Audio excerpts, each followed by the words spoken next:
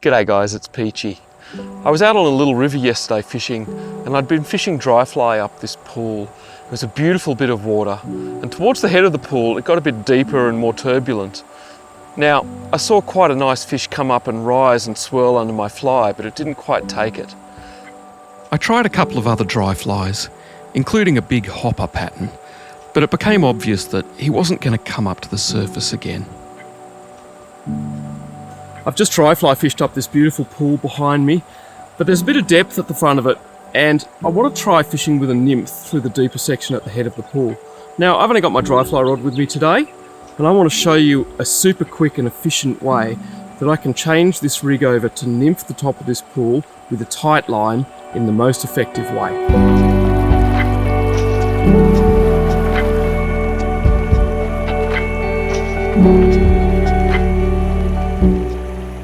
If you've watched my channel for a while, you'll know that I love to fish really long dry fly leaders, typically around the 18-foot range. And there's a bunch of great advantages to this for dry fly fishing.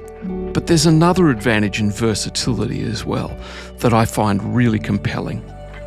Using this system, I can change over from a dry fly to a tight line nymph setup or back again in less than a minute.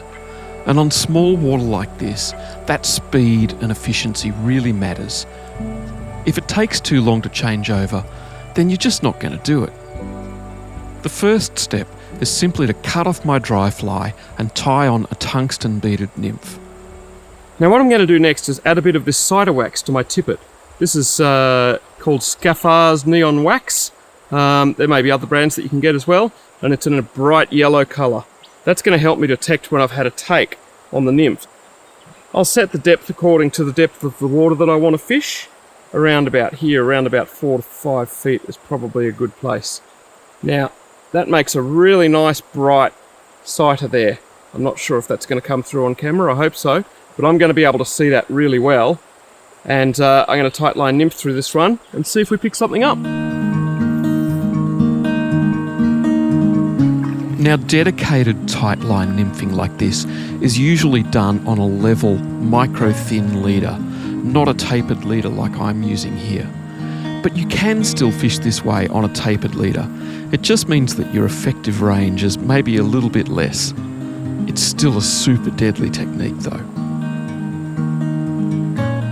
All I'm doing is casting my nymph in and keeping that rod tip high.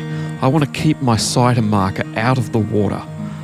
I want to maintain almost contact with the fly, so almost a tight line, and all I'm looking for is for that sighter marker to jump or stop suddenly, and then I'm going to set the hook.